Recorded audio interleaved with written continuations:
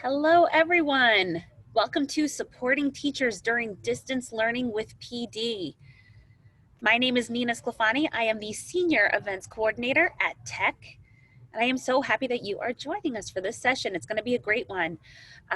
We have our hosts today, Chrissy Rebert and Joseph Sanfilippo from Tech. We also have Brian Moore joining us from Pennsboro School District. And we are going to get started in about 2 minutes just to let people start to file in. If you're just joining us, welcome to Supporting Teachers During Distance Learning with PD. This is the second session of our second Tech Virtual Summit. We had one about 3 weeks ago. It was really excellent. So we are so happy that we were able to do this again, especially as we're all gearing up for the start of the school year.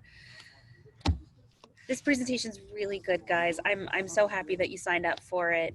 They're all going to show you just how to help your teachers prepare for this kind of strange time. So, like I said, we're going to get started in about another minute just to let people file in more. Like I said before, my name is Nina Sclafani. You've probably received a couple of emails from me. I'm the Senior Events Coordinator at Tech, and I've been doing a lot of emailing about this conference. If you haven't signed up for more of the sessions, I encourage you to do so. We have 19 amazing sessions scheduled for these next 4 days. Everything from 3D learning to using spheros and how we would do remote learning with all of that. So make sure to check out the schedule. All right, and with that, here I am. Hi, my name is Nina Sclafani. Everyone, welcome to Supporting Teachers During Distance Learning with PD.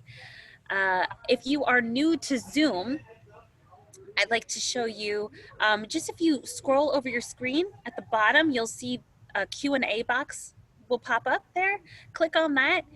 This is where you can ask your questions for our presenters throughout the session. There's also a chat box, so click that open and let us know where you're from. We would love to hear what you teach, and if you have any additional ideas that you would like to share with the rest of the audience, that would be wonderful. With that, I do want to let you know we are going to send a recording of this session to you afterwards. You'll receive it within the next 48 hours. There will also be a line of just proof that you've attended this, and you'll also receive a link to the presentation. If you have any additional questions, don't hesitate to reach out to us. I'm sure Chrissy and Joseph will provide you with some emails in the end, but if there's something that you just are curious about, you can email me at events@tech.com. With that, I would like to introduce to you Chrissy Rebert. She's the VP of Instructional Solutions here at Tech. Joseph Sanfilippo, he's our Director of eLearning, and Brian Moore, who is the Director of Curriculum and Instruction at East Pennsboro School District. Enjoy the session, everyone. Well, thank you, Nina. And again, welcome everybody. We're really pleased that you were able to join us today. And a special thank you to Brian Moore for joining us today and sharing his success in going into remote during these crazy times with COVID. But Brian, welcome and thank you again for joining us. Thank you. And Joseph, thank you as well. So, Brian, we know that this has been an incredible change over the past few months, not only for our students, but also for our teachers. And we wanted to talk to you today about your success, starting with what challenges you faced and how did you implement successful strategies with your teachers. I know you've done a ton of support with them. What best practices were implemented? Any types of supportive technologies, and then of course, professional development that maybe you have given to them. Of course, we know we've used the OTIS platform. So let's start with your challenges. What were the biggest learning challenges that you and your teachers faced during the transition to remote learning? Oh, it was just that transitioning from, regular brick and mortar face-to-face instruction to remote learning. You have a percentage of your teachers who are very familiar with the technology needed to do so. And then you have a larger percent who are not. And we had to find ways to quickly, provide professional development for those teachers to get them ready to provide the remote learning experience. And like you said, you have such varying degrees, right, with the technology and comfort levels, not only from our teachers, but also from our students and our parents at home, because they've become much like the educators now, both outside the classroom and even supporting you guys in the classroom. So what was the biggest support that you saw or that you utilized to help your teachers, those that maybe weren't quite as comfortable? And even the ones that were, how did they really capitalize on their best practices? What did you implement? So we are fortunate that we have 2 instructional coaches in our district, and they use the OTIS platform, and particularly Google, the information in there to train teachers on how to use Google Meet and other parts of Google Classroom, because you had elementary school teachers who didn't really use Google Classroom before. So we had our instructional coaches work with all those teachers in Zoom sessions to give them the proper PD. Plus, then they would lead them to other sessions within OTIS that they could go to get even further knowledge. Sure.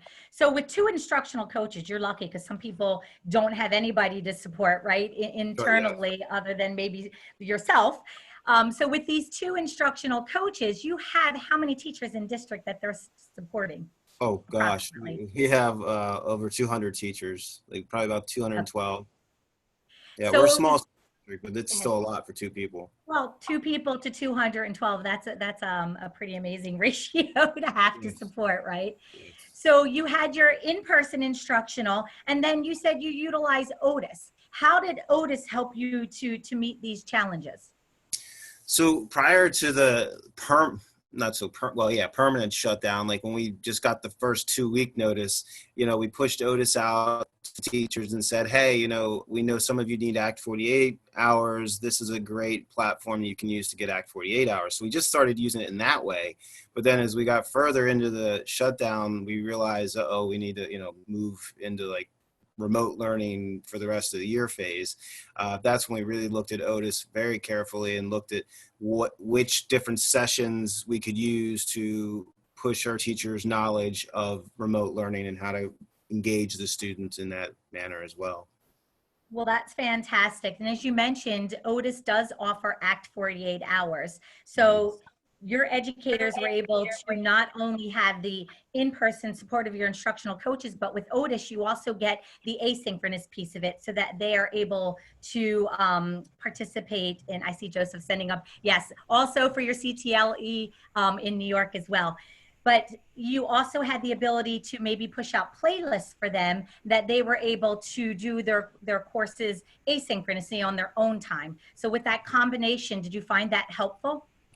We did that a bit in the spring, but we actually did it more so in the summer.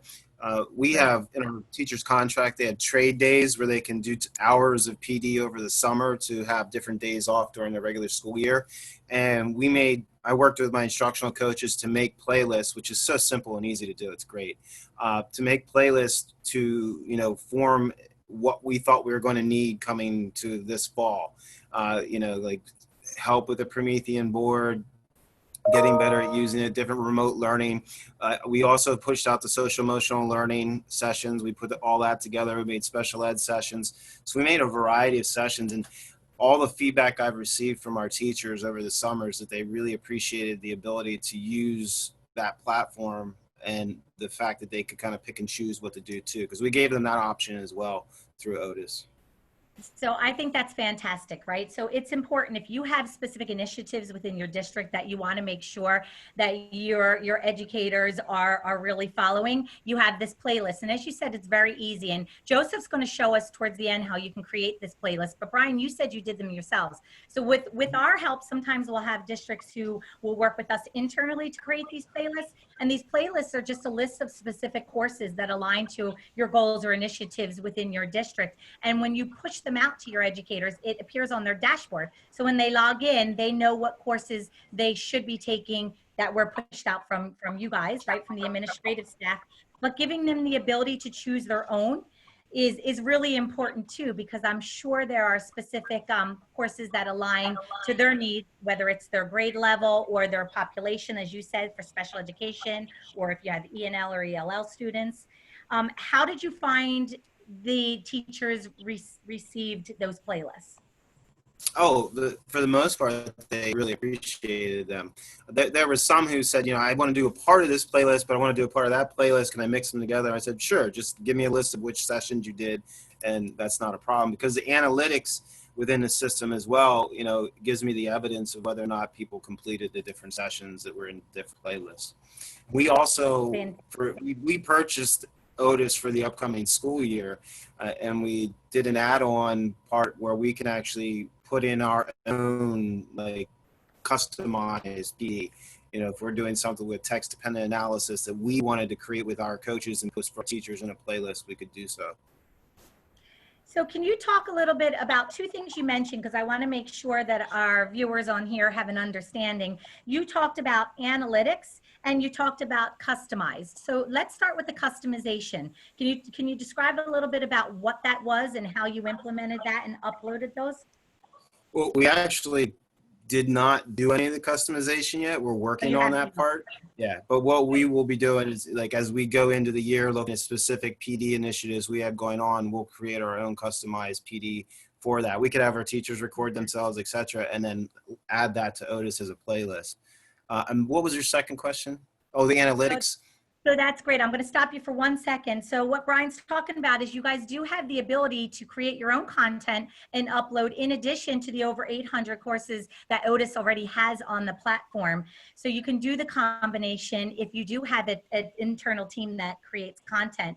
And then you spoke about the analytics, which I think, coming from the classroom, is probably one of the most important features of OTIS. The analytics, the ability to see who's taking what courses, how many hours they've completed, what courses are maybe top of the list. And Joseph's going to go a little bit more into detail to show you what that looks like. But Brian, tell me how you utilize that and how it helped you in your district. Yeah, for the trade days, we ask our teachers at the end, they submit a trade day request telling us what it is they want to do, and then they do it. And at the end, they give us a reflection form, and they also provide evidence. Well, this saved them the hassle of having to provide evidence. I just told them, you don't have to provide evidence. I'll just go look at the analytics. And, you know, I can see if they did the amount of hours they said they did. Absolutely, because after each course, they take a certificate of completion, which will show the amount of hours that they have completed on overall. So each course will give you your specific hours, and the analytics will show them all the different courses in overall, which you can export as well. So I want to backtrack just slightly. So we've talked a lot about how your challenges and how you really supported your teachers. How did you find the deployment process of this OTIS platform, both from tech supporting you in the deployment process, but also how you actually deployed this to your educators, and how was it received? Oh, it was super simple. When we first deployed it in March, I contacted someone from OTIS contacted us, said, hey, we're offering this free for the rest of the year. And I was already working with tech through a grant that we are using to PA Smart Grant. So I like the program already through tech. And so they uploaded all of our teachers' email addresses and everything. And then I just sent them the link and all their user information, how to get in. They got in, it was no problem. Then I sent them some information about how to, you know, go into their profile and change it and set it up so they could get Act 48, which was simple. Anytime I needed any help, it was easy. I would just call the number, or I would just ask OTIS, and there was like an answer like that. So it's very, very user-friendly. Tell us a little bit more about that. For those of you on a call, there's an Ask OTIS button that is on our OTIS platform. So Brian, tell everybody a little bit about what Ask OTIS is and how you utilized it. Yeah, I mean, there were times that teachers would reach out to me and say, hey, I'm lost on this part of the system, or I don't know this. And I would say, hey, just click on the little Ask OTIS guy, and see if he can give you a really good answer. Because I don't have an answer right now. I mean, I can call for you, but try to ask Otis. And 9 times out of 10, they would click on Ask Otis, and it worked. And then I didn't have to make the call, which was nice. Which is perfect. So on our Otis platform, we have, as you can see the little guy on the bottom, that's Otis. If you click on Ask Otis, you have the ability to contact one of our curriculum specialists or PD specialists who will either live chat with you, schedule a call, or email with you. And so any questions that you may have about the courses, the content, creating lessons, or really wanting to know more about instructional strategies, you can ask Otis, and somebody from our team between the hours of 8 and 5 will actually be there to answer any of the questions. So you're right, Brian. Again, going back to your 2 instructional coaches, it is fantastic to have that support in-house, but when you have 200 teachers or even more asking questions, sometimes it's a little difficult to get to everybody, as quickly as maybe they would need us to. So having the ability to ask Otis is definitely, I think, a benefit. So were there any suggestions that you made in working with Tech and Otis? Were there any courses that you made recommendations for, or even now that you would like to see? Because we will be using Google Meet a lot, and I believe Google Meet is going to have some changes coming up to their platform, like the ability to invite people. Like, people can't just enter into your meetings; you have to invite them in, like Zoom allows you to do. So I'm going to ask them to, provide more PD in that area, because our teachers will need it. The one area we are also, I found it beneficial having Otis is, and I'm sure other directors of curriculum or principals run into this problem, like especially at the elementary level, you get those core teachers maybe are going through a new math program, but then your specials teachers, they don't have anything to do. So you can actually go into Otis and create specified playlists for your specials teachers. Or if you have like a literacy initiative going on at your middle school, what do you do for your math teachers? So you can actually differentiate through Otis, which is really nice. That's fantastic. I appreciate that feedback.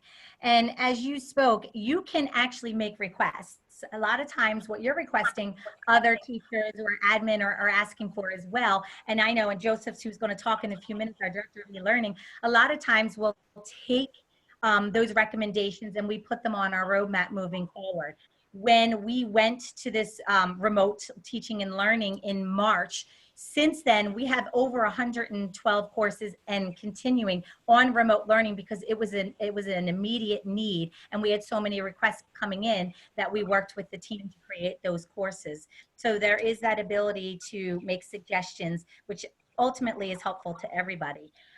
And before we let Joseph go in and do a little bit within the Otis platform live and show us some of the key points that you've been talking about, any other overall thoughts of Otis, how it helped you, or just any feedback from your educators? Anything additional you want to share with us? As I said, it allows flexibility when necessary. Like, for instance, tomorrow would have been a trade day that some people took and some people did not. So I'm able to create a playlist for the people who have to report in and do some kind of PD. So that's fantastic.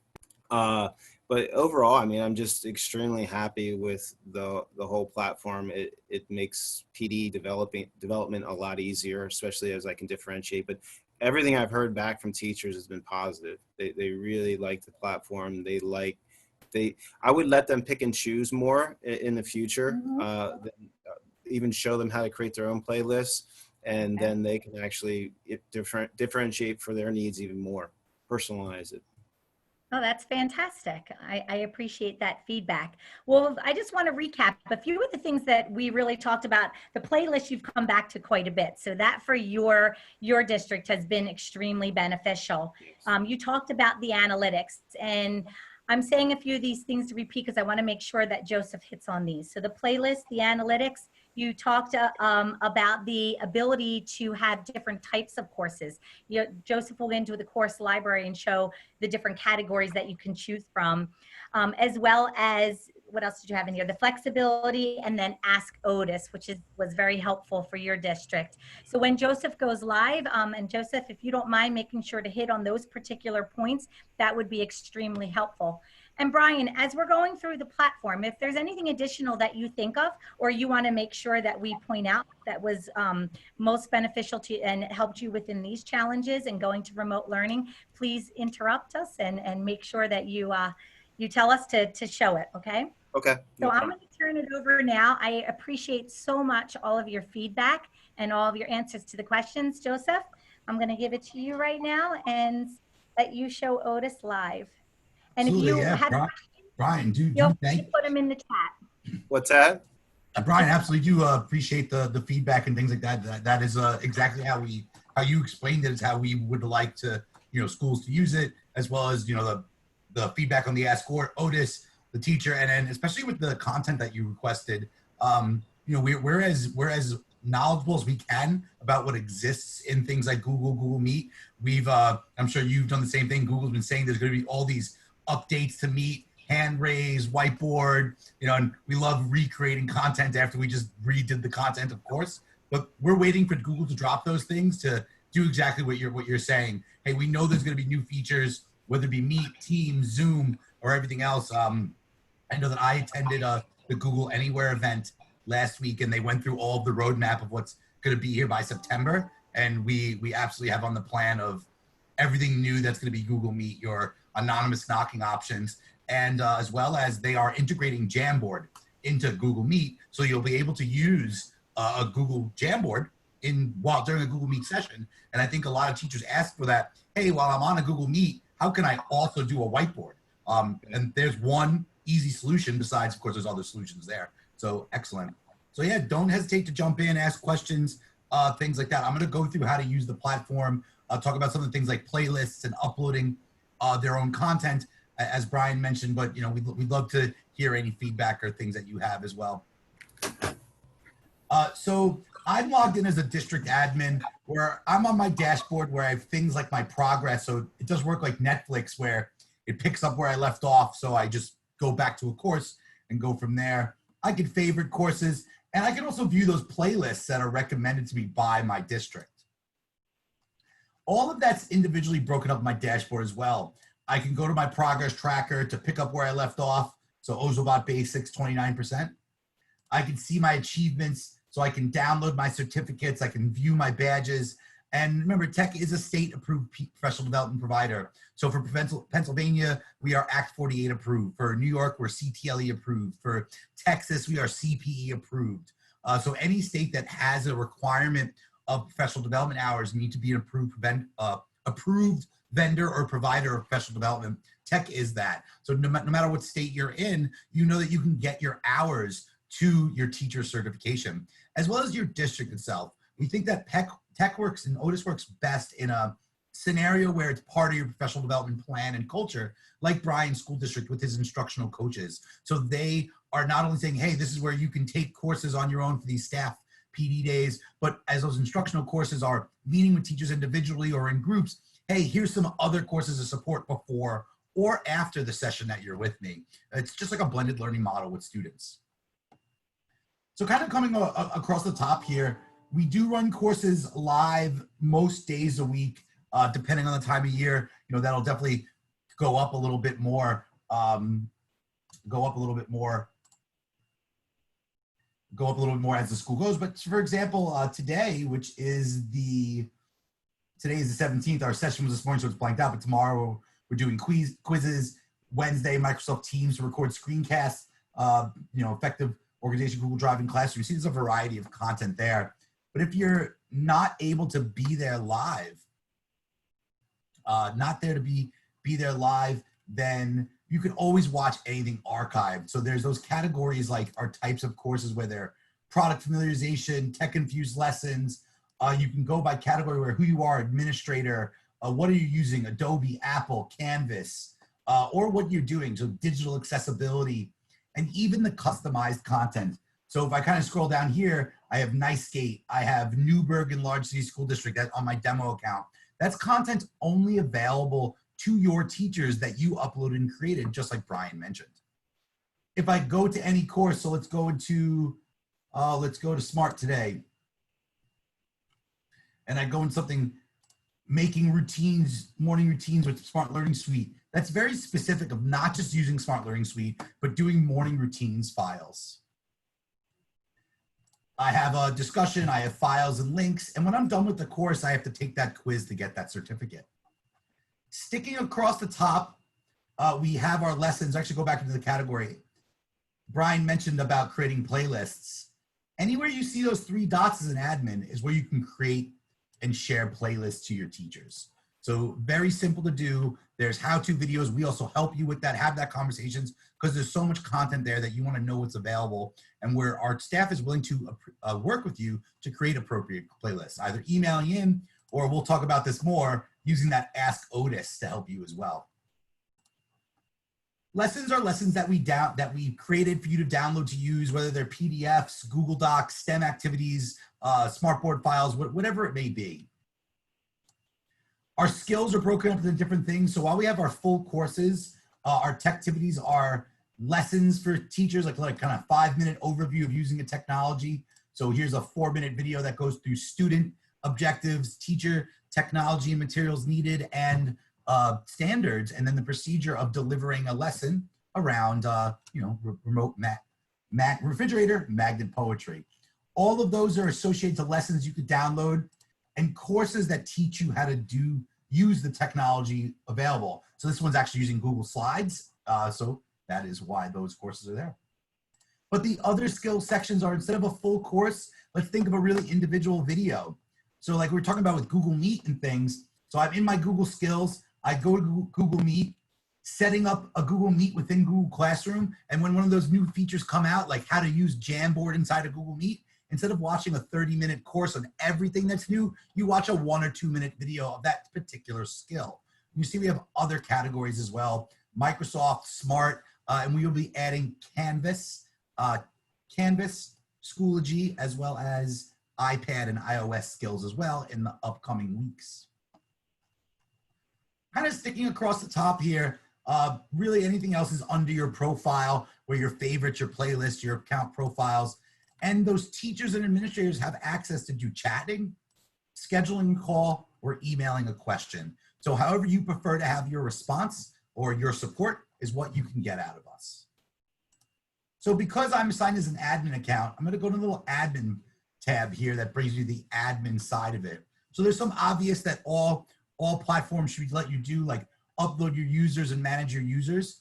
But we even support rostering with things such as ClassLink, Google Single Sign-On, or Clever. So that deployment process will work with you of deciding what's the best way to roster your teachers. You could always just do it yourself. You could email us a file to do it for you, or you can connect with one of the rostering tools that we provide, and we of course walk you through that process. The analytics are exactly what you see. You know when a teacher has started a course, when they watched it to 100% but didn't take the quiz yet, and when they completed and earned that certificate. It's all filterable by date range, time, who they are, as well as, and I just have no data in this thing, let's do the last 5 years for them. And you even get what courses are completed. So, and that's all downloadable, exportable, and you can cut that up in any way you'd like. I can even view analytics based on the playlists that I created. So I could, yes, of course, look at overall analytics, but if I created a certain playlist for my teachers, I can then download and view if those teachers completed the courses that I put in that playlist. And the last piece I'll talk about today is the My Content section. That is where you can upload your own content. So whether it be something that we're not going to cover, something really specific, a teaching strategy, or how to use your copy center in the building, how to train on an EpiPen, or even you have a teacher using a piece of technology, like how they run their Google Meets in a unique way that you want to share across your entire district, you can have them record their ideas and provide that professional development. So now it becomes a one location of content provided by tech and content provided by you or your school to other teachers within there. And you can add those to playlists as well to get even more customized with the type of professional development you're driving your teachers towards. Yes, that PD could be on technology, but it doesn't necessarily need to be on technology. That's what we do a lot of. We, of course, want you to do professional development on technology as well, but you might have other strategies or other PD needs that you can use OTIS as that content delivery system. That's really what I have as an overview of the platform. We do integrate as well with Schoology, Canvas, and Moodle. So if you're using those as your LMS or your professional learning network for your teachers, teachers don't actually have to come to OTIS to take courses. You could push out courses directly into a Schoology group or a Canvas group from that group itself. It's just like adding any other material to those platforms if that's something you're using. So we'll kind of just let you guys ask questions. Brian, do you want me to cover anything else that you use or any other type of content I should point out? No, that was very thorough. Thanks. No, it's great. And, I know that I see you always work with our deployment specialists. I see your guys' questions coming in. Always like the feedback. It's a fairly easy website to use, but ultimately we are here for that support process. Everyone on our staff, on the PD staff, just like Chrissy and myself, are former classroom educators or former school administrators. So we have that background. So I know Chrissy and I both have a special education background and teaching in inclusion classes and things like that, but we have people that specialize in high school math, high school ELA, elementary school. And so we have that wide variety. So that's why we're able to really know what your experiences are in schools and provide the type of support that I would feel valuable as a former administrator. So any questions at this point? If you are also interested and want a trial on the OTIS platform, you can contact us and we could set you up so that you have the ability to go through the platform, to play around, to take some of the courses, see how we set things up, create your own playlist if you like.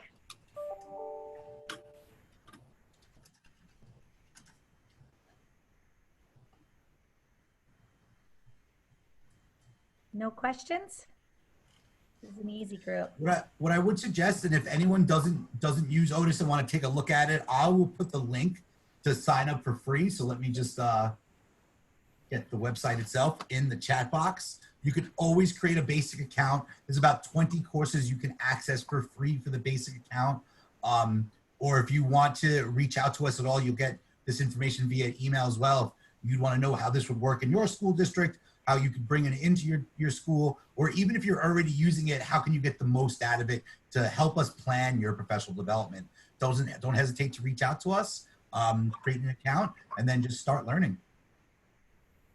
And I just wanted to remind everyone, oh, sorry, Chrissy. Just wanted to remind everyone that we are going to be sending a copy of this video to you within the next 48 hours, as well as any presentation slides that were used. And feel free to email us questions that you have about the platform following this. We are always happy to help. That's exactly what I was going to say. Maybe put the first page out with our information should they need to contact us. I know you'll be receiving it, but if you wanted to contact us prior to the 48 hours that you get this, we are happy to assist you guys. And we are really pleased that you guys joined us today. Yeah, and Brian, Chrissy, again, special thank you to you. Yes. Before we go, actually, Chrissy, would you mind just telling everyone about your session at 2 o'clock today? Yes, my session is going to be on social and emotional learning and active participation in the classroom. We'll be talking about a little bit of the research behind why social and emotional learning is important, the impact on teachers, families, and students. And we'll also be doing a lesson with the Smart Learning Suite online to show how you can integrate social and emotional learning skills into a lesson with a follow-up on additional resources, instructional strategies, techniques that you can align to each skill within the 5 core competencies in social and emotional learning as outlined by Castle, and how you can go to the OTIS platform, of course, so we can help you create those courses, activities, and lessons. So I hope you join me at 2 o'clock. Yes, I provided the link to that in the group chat, as well as the link to the next session that's coming up. We're going to be joined by Amy and Charlotte from Viative, and they're going to be talking about STEM and CTE integration strategies for distance learning for the hybrid classroom model. So how to use virtual reality and all that good stuff during this very strange time. So I see some people have some questions, and I'm going to put my contact information in here again. If you want to contact me or you want to go to the session this afternoon, please feel free. Let me see. And here is my phone number. also in my signature, should you send me an email, because I see specific questions coming in regarding SEO. So I'm happy to address those if you want to contact me, but feel free to join my session today at 2. And again, thank you guys. And Brian, thank you so much. I'm really welcome. grateful Thank you. to come on. I'm glad Otis was a help to you, and I'm extremely impressed on how well you guys switched over and transitioned into remote, and kudos to you and your team. Thank you very much. We appreciate everything you provided. Thank you, Brian. Have a good day. All right. Take care. Bye, everyone. Bye. Bye-bye.